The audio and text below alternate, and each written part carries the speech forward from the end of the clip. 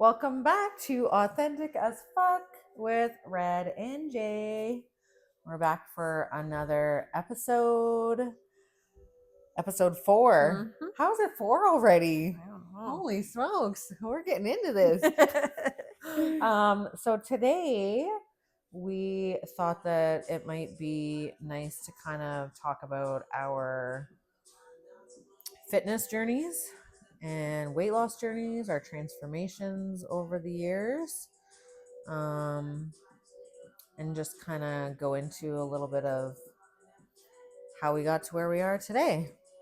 And as you'll see, we both kind of have a little bit of a different journey, but similar in a lot of ways too. And it's nice that we can kind of share that because a lot of men and women might be on either extreme and can kind of find or even a common ground in the middle. Yeah, like as different, as similar as they are, they're also very different. Mm-hmm. But there's so much common ground, and I think it's obviously like one of the biggest things that we've connected over since we met, Absolutely. and something that will obviously continue to be a huge part of our story together and what we're all about. Oh yeah, because we're locked in. We are locked and loaded, baby. Yes. So my journey, kind of like growing up, very very active athlete. I won at graded graduation female athlete of the year. It wasn't until I was like 21 kind of stopped the school sports and all that stuff and just started working full time. You start drinking, you get boyfriends, and when you get boyfriends you kind of eat food and kind of developed a lot of bad habits and really started putting on weight. Had my first child at 23, and after every kid it just kind of followed. I didn't do anything for myself, so I did no like exercise after. So after each kid I just kind of kept gaining weight, ended up tipping the scale. I think I was just saying like 302 is what I had hit. So about Crazy. I know, crazy. It's crazy. So about 7 years ago, but really I kind of tried to start losing weight maybe 8 years ago, 9 years ago, and kind of yo-yoed back the same 20 pounds. Like I'd lose 20 pounds, put it back on, do that same, because I didn't know what I was doing. And then about, I think it's 7 years ago this October, that my sister at 41 passed away. And she passed away pretty much from complications from obesity. I give that woman kudos, because even at her weight, she still worked every day. Like she was on her feet, which must have been tremendously hard to be that size and do it, but she did it. Yeah. But it also, at first, I was going to say the first 3 months or so, I probably gained 25 pounds easily. Just we're emotional eaters, right? A lot of us. Eating, yeah. So I was just not even realizing I was doing it, but I was just feeding it to self-soothe myself through her loss. So, but then very quickly, it kind of snapped into my head, like, you're going to go down that same path if you don't change your life.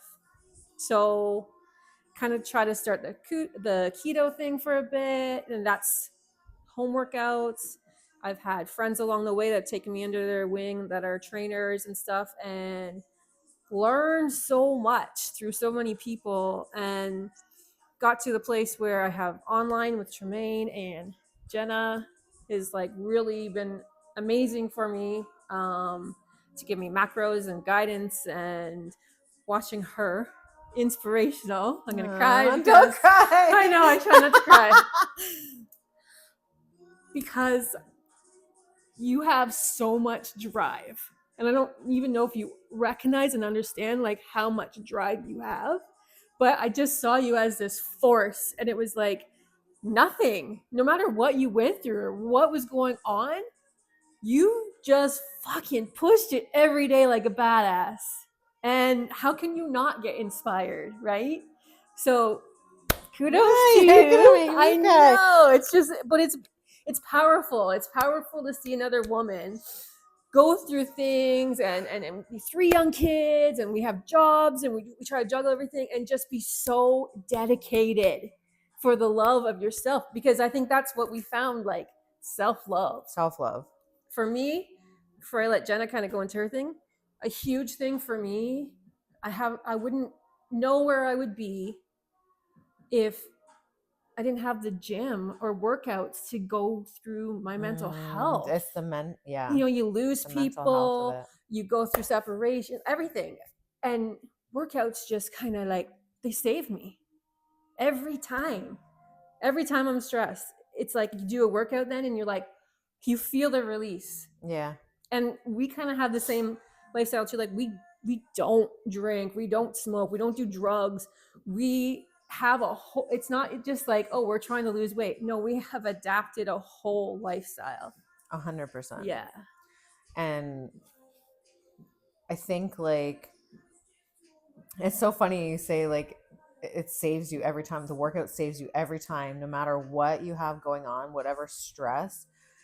If you're having a stressful day, and I know you are because we've talked, Mm-hmm. I'm like, are you doing your workout tonight? Mm-hmm. Are you? Yep, I'm gonna be in the garage doing my cardio, Yeah. or whatever. I have a lift with Tremaine online. Like, I'm like, okay, good. Yeah. I know, like she's gonna feel so much better after that, and you always do. I do. And it's so funny because I'll see like you post a video of like you on your bike or whatever, and you're like jamming out to your music, and it's just so like, true. The rush. It's oh like, man, yeah. No, it's Yeah. so. As much as it may have started for physical reasons, it very quickly becomes Yes. for the mental health aspect. I agree of 100%.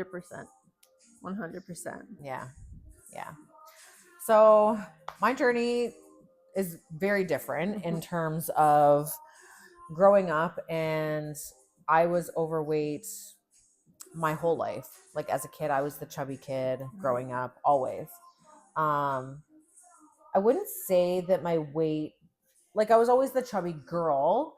I wouldn't say that my weight was like morbidly obese until after I met my ex. Right. And like you said, you get into a relationship and you become very comfortable and you go out to eat and eat and eat and eat and eat. Yes. And already having not great eating habits in terms of like emotional eating. Or I remember times like as a teenager, like eating a whole bag of chips and like drinking a 2-liter bottle of pop in like 2 days. Whole like pizza. Like right? I've been there. Right? So I mean, like my eating habits were already not good. Mm-hmm. And then I get into this relationship and you're feeling all the love feels and you just go out to eat all the time and you very quickly gain weight. So even before having kids, I was probably at least 300 pounds. I don't know. I could have been more. But I honestly was scared to look. Right. Right? Yeah. Like you don't want to take pictures. You don't want to step on the scale. Like you don't want to do any of that shit. Yeah. And we were at a point where it was like, okay, like let's take things to the next level. We wanted to have kids. And so, my doctor at the time, I smoked cigarettes too. He's like, you need to quit smoking and you need to lose weight. Right. So I quit smoking first. That was fine. I did that first because I always heard that like if you quit smoking, you want to eat a lot of food. So I'm like, well, it makes sense for me to quit smoking first and then I'll worry about the weight loss. Mm-hmm. So quit smoking first, and then my mom and I had always been like trying to lose weight. Mm-hmm. And so we joined Weight Watchers together. And that's kind of where it started. And then I started with Weight Watchers, and then I started babysitting my nephew. And as a gift for babysitting my nephew, my brother and his girl at the time, they gave me a pass to the Y. Oh, nice. So this is like years ago now. Mm-hmm. And so I ended up losing 90 pounds. Nice. So the highest I ever weighed in was 297. Mm-hmm. I got down to about 210, and then I got pregnant. Right. And then it begins. Right. My first pregnancy was really good. I maintained like a not crazy weight. Like I didn't gain too much weight. I did a 5K at 4.5 months. Nice. But then after that, oh, new baby. Didn't you find it?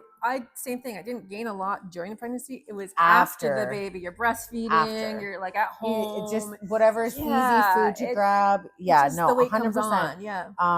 So I gained a bunch of weight after having Kingston, and then lost some of it. Got pregnant again. So 3 babies later, I'm back up to my highest weight. And then it was the turning point for me was we had taken the kids to Santa's Village for the day, and the boys were very young. Aaliyah was in a stroller. She was like 6 months old, maybe. And I remember Kingston wanting me to go on one of the roller coasters with him, which I did go on. I was barely able to buckle myself in. The seat was like, I was on top of the sides of the seat. Like it was digging into my hips. And the whole time, I'm not even enjoying it. I'm not having fun with my kid. The whole time I'm in my head thinking, fuck, when is this going to be over because I'm in pain? And when I got off that ride, he had a blast. And I was just like, you know what? I can't fucking do this shit anymore. I'm like, no, like this is not how I want to live my life with my kids. Yeah. I want to have fun with them. I want to like do all the things with them. And so that was kind of like when I started really thinking about like, how am I really going to do this? Because at the time, 300 pounds, and you think to get to a normal weight, how the fuck am I going to do that? Right? It's overwhelming. It's overwhelming. And so it took me, I want to say like 3 months for me to get my head wrapped around the idea of what I was going to have to do, and like getting over how long it was going to take me. Because I think that can be a deterrent for people. It's like, how long is this going to take me? Right. So, and I started doing counseling at that point. That's when I started therapy. And I just wasn't happy in life. So what do? You have to change. Because if you don't change it, you're choosing it. Right. And I wasn't about to choose that. So, yeah, that's when it started. And I just really remember, because I was always about like writing shit down and tracking my food and all this shit. So I remember writing that journal, the first journal of, it was January 2020. Make 2020 your bitch is what I wrote. Nice. And then, as you know, COVID happened within 3 months. And a lot of like, so either way, COVID can go two ways, because I think for us it went for well. us it was good, but some people it was awful. But that's when I found Tremaine's classes, and I really so there was in. reasons why it was awful for me, right. But in terms of my health, and it was good. It was good. Yeah. So locked in, right? Like locked in. Yeah. So like COVID hit, and like you, we both started working out from home. Yep. You know, it was mostly about controlling what was going into my body. And honestly, like COVID really, I thought about it, because during COVID, like I was locked down for months and months and months being in personal services. Right. We were like shut down longer than any other industry. And so I thought to myself, like, I could either waste this time, because I started like, I would have a drink every night and go in the hot tub and smoke weed. Like I smoked weed like every day for the longest time. And at one point I'm just like, okay, wait, what am I doing? Right. I'm like, this is like the most amount of time I'm ever gonna have to really focus on me and myself. Why am I wasting it? Right. So I'm like, nah, fuck this shit. So let me ask you this, because I never was really much of a drinker when I was young, and I don't smoke weed. Yeah. So from stopping that to adapting this lifestyle, did you feel like a tremendous health boost? Oh yeah, like, and like I wouldn't say that, like I wasn't a heavy drinker. Like I would Right. have like one cooler or something in the hot tub. Right. But the smoking weed every day for me, one, it's very numbing. Like I mostly quit smoking weed to get clear mentally. It can also be a reason that people eat, right? Yes. Right? Like they get the munchies or whatever. Right. And for me, it 100% was. But it was more so just like super mind numbing for me. Yeah. And like I'd be tired and groggy the next day. So as soon as I quit that, like it took a little bit, but like honestly, like I very rarely, I might smoke weed like twice a year now. If anything, I would take like an edible to help me sleep sometimes, but that's pretty much it. And like in terms of drinking, I drink maybe 2 or 3 times a year. Yeah, that's I feel so much better. Yeah. It's like it's crazy the effect that alcohol has on your body. Mm-hmm. And like just smoking weed every day, like it ages people. For some It people, slows your organs. for some people, if they feel like it's beneficial for them, cool, if do that's your your thing, thing. that's your But thing. But I feel like for me, it's just not. the level of our health, you just can't.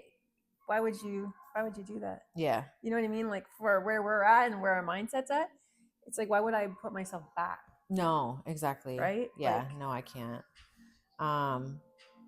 But yeah, so working out from home, it was almost 2 full years of working out from home. And during COVID, it was like such a mental thing. Like I'd wake up every day before the kids would get up, and it would kind of like lessen my stress levels before the day started, because you know, kids, they start at 100. They don't slowly like work their way up to like high energy. It's like, I'm out of bed, okay, let's go, it's go time. There we go. So that was like one of the big things for me, was getting up before everybody and getting my shit done. And for a long time, I would actually go down to Lakeshore and walk Lakeshore every morning during COVID, because it was my chance to get outside, get my exercise in. Be near the water, so zen. Yeah. So that was like my cardio, and then I do a lift at home. Nice. But then eventually, like, and I started just with an app, the Sweat app, which I found really good. And one of the trainers on there I really gravitated towards, Stephanie Sanzo. She's an Australian girl, and she's very pretty, but she's also got that really like our kind of attitude. And I've talked with her a few times on Instagram and stuff, and I'm like, honestly, like, if I was in Australia, you'd be who I'd be chilling with. Like, she'd be like our friend for sure. Just like has a good time and like has good vibes, right? Yeah, good vibes. So I really gravitated towards her, and she had a gym program, like the at-home lifting program, and then there was a gym version. And eventually I was just like at the top of all the weights that I had, and I was like, okay, like I need to level up here. And so that's when I decided to join the gym. And then the rest is history. Ambassador, like totally. This girl like will welcome anyone, anywhere, this in any walk of life. But I can see why it's so fitting for her, because she just makes people feel like welcome, and that's what people need. Especially, it's intimidating. I will say, I always like look at your gym as like so intimidating. I know it's not, and I know people tell me all the time it's like really great place. But people that don't have that same mindset, that are more self-conscious, more shy, overweight, they need people like you to make them feel welcome, so that they'll come back. Oh, well, like I was intimidated. I joined LA Fitness first before I joined AK, because I went for a tour of AK, and I was like, oh my God, like it's so big, there's so much equipment, like I don't know what I'm doing. It's been forever since I was at the gym, like at the Y. And so I went to LA Fitness first, and like, it's not my vibe. People weren't like that. People weren't super inviting, and like it was just, I don't know. It's definitely like, AK is definitely a community gym. Like, people you see that, people cheer each other on, and that's what you need. And I'll say this, like, we can say it because we've been 300 pounds. It's not nice to feel that way, because you know people are judging you, people are looking at you, you feel uncomfortable, and like having to go through certain, am I going to fit through here, these pants don't fit properly, like it's always on your mind. It's consuming. It is.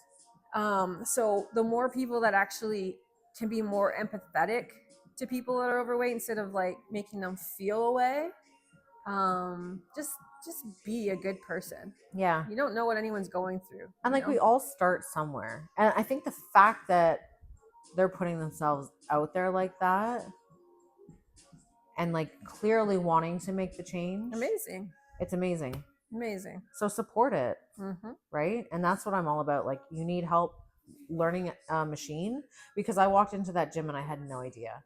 I wanted to use the hip thrust machine because I see people using it, I had no idea. Oh man, I'm like on there like, okay, how do I make this weight move? Like, I mean, I've had trainers too, even like my girl Christina. I'm a lefty, so I do the most so awkward it's shit, different. and they're Yeah, like, yeah, "Why yeah. is it so hard for me?" I'm like, "First, please show me," because it's just everything's just weird for Yeah. me.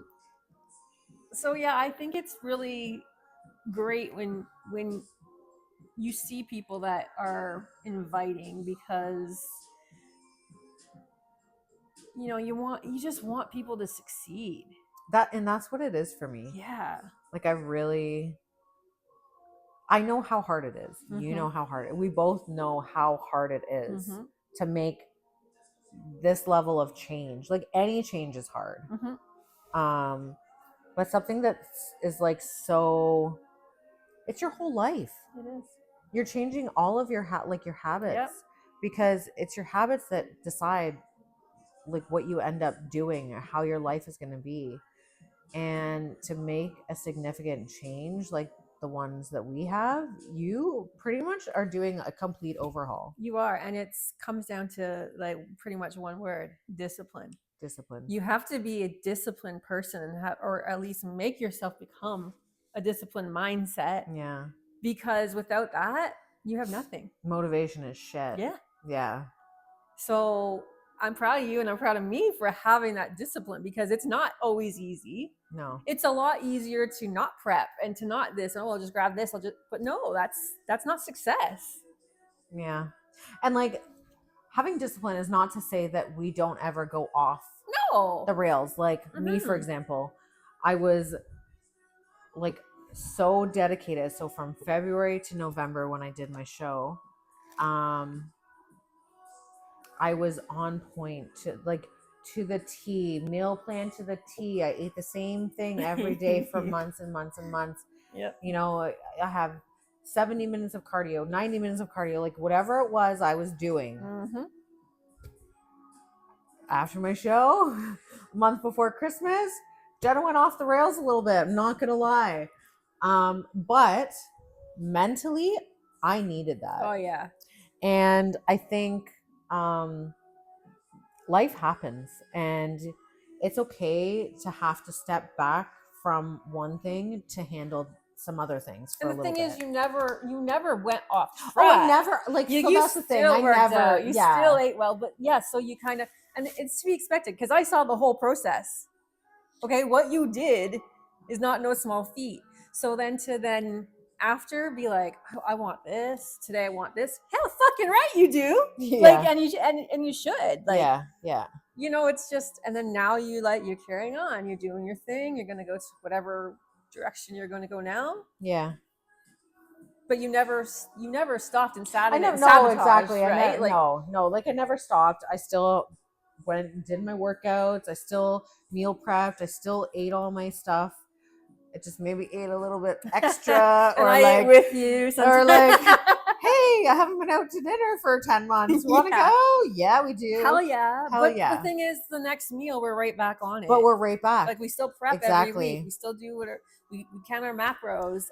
It's like the 80-20, and like life still has to happen. You still have to. That's the thing. If you can't enjoy a meal with your girl one night when you haven't been out for a couple weeks. And what I say to my kids all the time too is like, to show them, I'm like, you see mommy grind, you see what mommy eats, and still look at my size, right? Like I'm okay. I like to be curvy. I like to be thick. I'm okay with that. I will never be small.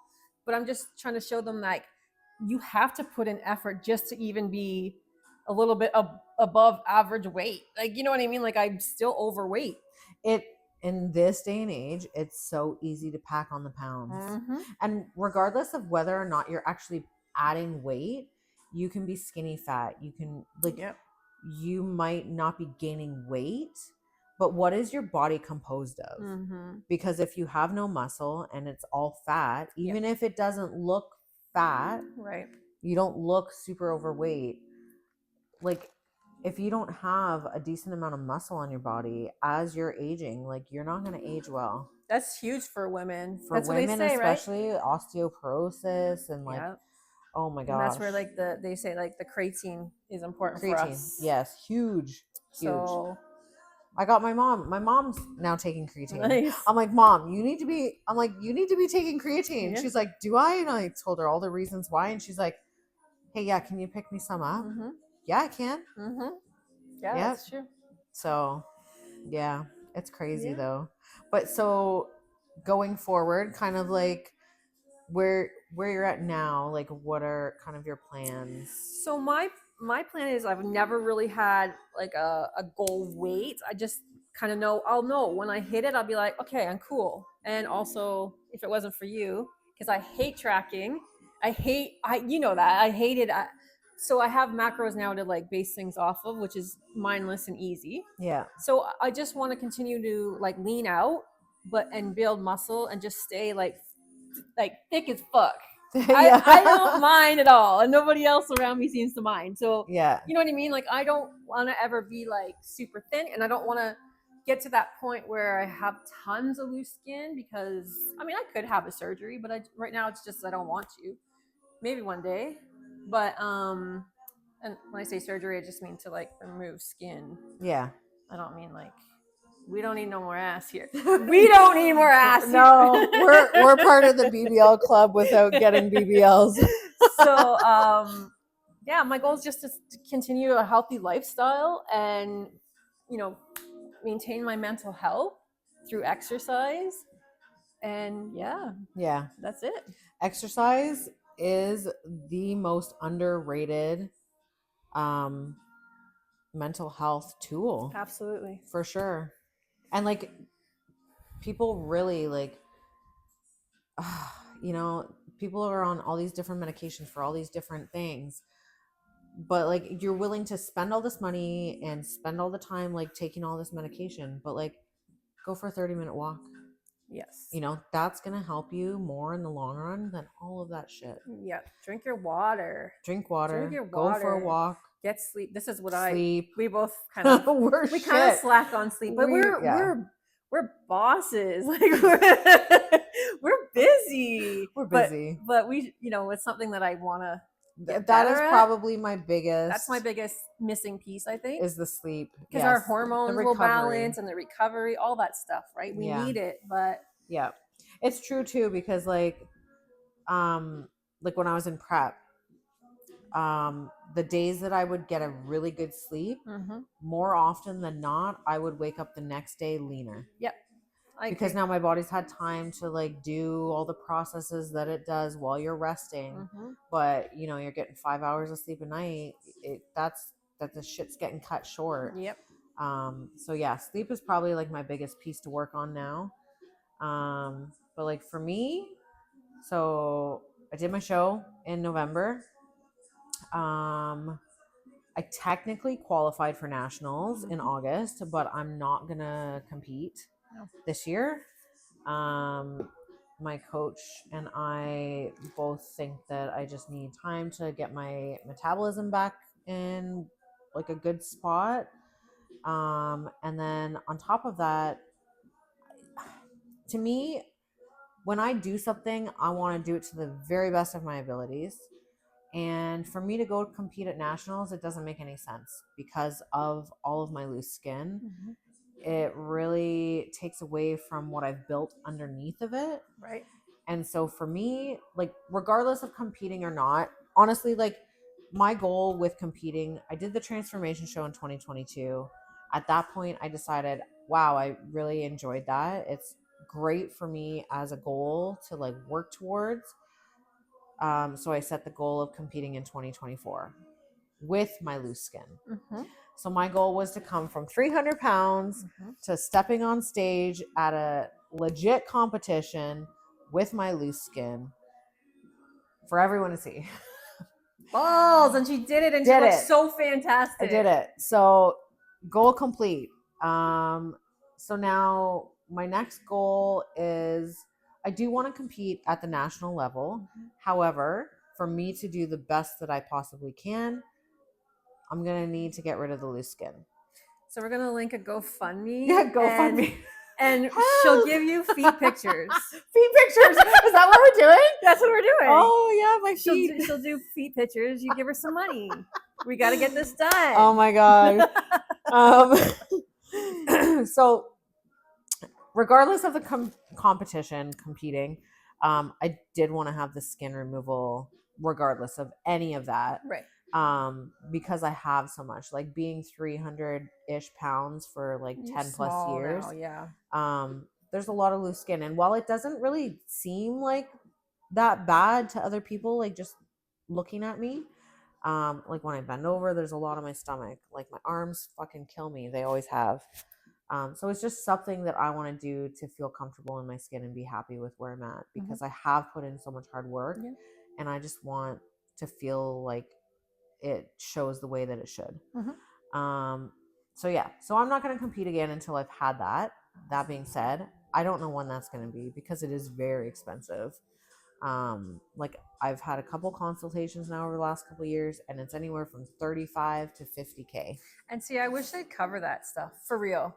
For Because if real. someone has put that time and consistency and effort into their health, it should not be cosmetic. It should be like to help with your health now, because now who wants to walk around with that if it, let's say, it bothers your, sometimes it can It's a give mental infection health or thing. whatever, right? Yeah, for me it's a mental health thing, Right. because I see myself a certain way, but then I'm reminded that I'm not that way because of all the loose skin that's there.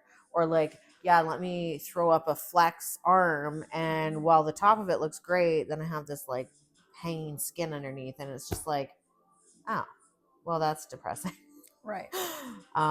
So yeah, it's unfortunate that it's not covered, and it's not like I'm trying to get breast implants covered. Right. Like I just really cut the skin off my arms, cut the skin off my stomach, right? Like that's, so I'm looking into different avenues of trying to do that. I've reached out to different people, and I'm trying to, if anyone knows of anybody, send them my way. But yeah, so we'll see. Who knows when that'll happen? But I'll definitely compete again. It'll just be a matter of when. Nice. Oh yeah, I have no doubt. I want to grow some more legs and booty as well. We're just trying to get horse legs over here. We are. We want that. We like those strong legs. It's powerful. It's so powerful. And I want to work on my upper. I want to get like more like traps, and like you got that shit going on. I gotta like the shoulders. I see your shoulders coming. They're coming, but they're not that. So it's okay. It's okay. That's the thing though. Like there's no end point for us. So there's no goal. There's no like rush. It's just the lifestyle. Yeah. But I would think I'd say to anyone that's like trying to start a journey or whatever, like I always say, don't get overwhelmed and don't go extreme. Like don't be like, oh, I gotta quit this. Like just start like, okay, I drink pop. Maybe I shouldn't. Let's cut out the pop first. Yeah. Okay, then you're like mastered that. Okay, let's take out gone. Once a month I'll do take out as a treat. Then you start meal prep, and then you start, because really it's like, what is it, like 80% your food is more important 80%. Than any workout you do. And then when you combine both, it's magic, right? So I just feel like sometimes people go into it like all or extreme, nothing. All or nothing, and then they fall off after 2 weeks because it's like, oh, I can't do this. But that's usually what happens with like the New Year's resolution. It's all or nothing. 2 weeks in, they're like, fuck, what did I do? This is too much. And then they just fall right off again. Right. Which sucks. It's sad. It's really sad. But yeah, small steps for sure. I agree with you. Super important. But if you guys ever, have things that you want to ask us about or talk about, or, if you think that we can offer you some sort of advice that would be beneficial, we're both open books. We love to talk about this shit because it is such a part of our life. And I don't know about for you, but like for me, I find it really like motivating for myself to talk about it with other people, which is kind of why like I started taking the PT nutritionist course, because I want to be able to Did you hear help that? people. Did you hear what's coming? I do though. Like I really want to be able to kind of give back. Like, and that's the thing. Along my journey, I've had so many amazing people that I've asked for advice. My coach now, Josh, like I can't say enough good things about him. Like he really is such a wealth of knowledge, and he's so supportive, and he just He knows his shit. He knows his shit. And honestly, like, I don't think I could trust anyone else with my health as much as I trust him.